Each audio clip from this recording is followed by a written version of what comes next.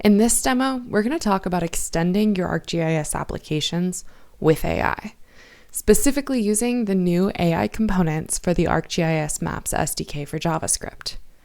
These components let you embed a conversational AI assistant directly into your web maps.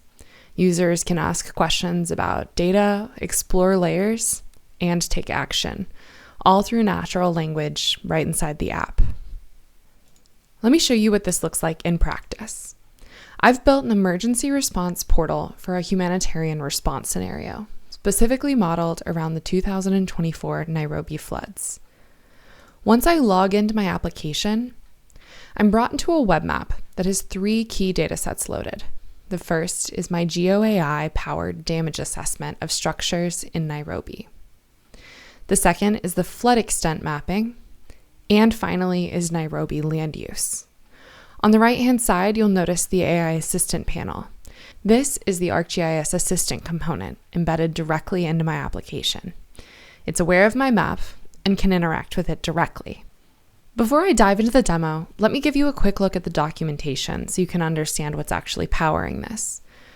The ArcGIS SDK for JavaScript now has this dedicated AI package, which is a set of framework-agnostic web components that you can drop into any Maps SDK application. The primary one is the ArcGIS Assistant. This assistant component requires one or more agents to be registered to it, so that the agents can process the natural language and generate appropriate responses, either as plain text, by interacting with the web map, or by executing a tool or an action. The SDK has 3 ready-to-use agents that are out of the box: a navigation agent, a data exploration agent, and a help agent. But the user isn't locked in here. You can write custom agents with your own system prompts, context, and tools. You can even bring in MCP servers to connect the assistant to external tools, APIs, and data sources entirely outside of ArcGIS. Here's a look at what a custom agent looks like in code. You can define the agent's name and a system prompt that shapes its behavior and the tools that it has access to. Now let me show you the application code where I've wired everything up. In this app, we also register the 3 out-of-the-box agents: navigation, data exploration, and help directly in the assistant component configuration.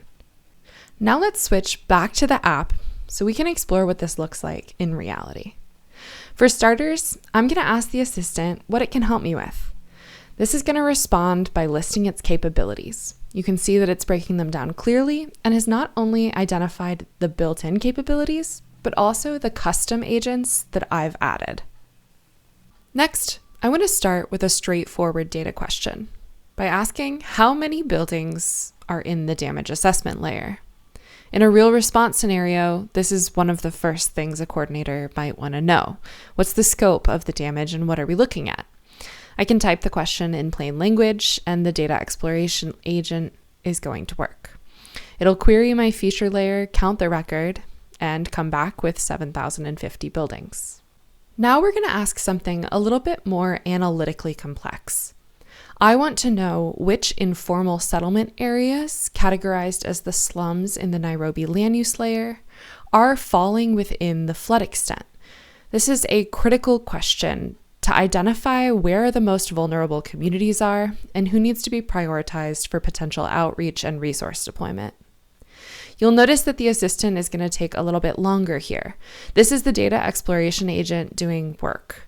It's not doing a simple attribute filter, it's performing a spatial intersection across 2 different layers. It's then going to match their geometries, deduplicate features, and prepare a coherent response. What I find really cool about this is the shift in who can actually ask these questions. Traditionally, getting an answer like this would mean using the map viewer or even opening ArcGIS Pro. But here, someone who's not a spatial analyst can quickly identify those exact areas, the slum features that are intersecting the flood extent. Finally, I want to set up a data collection layer for my field teams.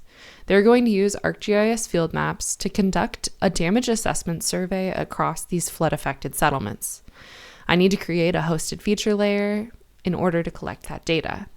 Rather than configuring it manually, I'm going to ask my assistant here to create a polygon layer titled Flood Survey with specific fields. I want to include the survey location, the survey date, and the household total.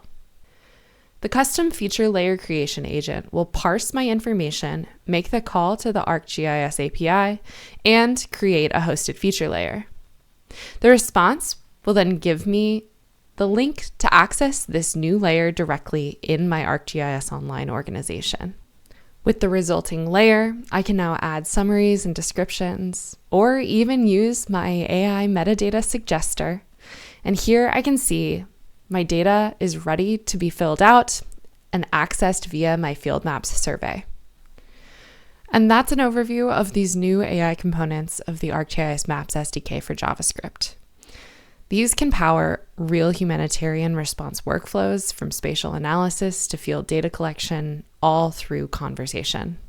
These same building blocks apply whether you're working in disaster response, global health, or any other domain where you need fast answers from complex map data.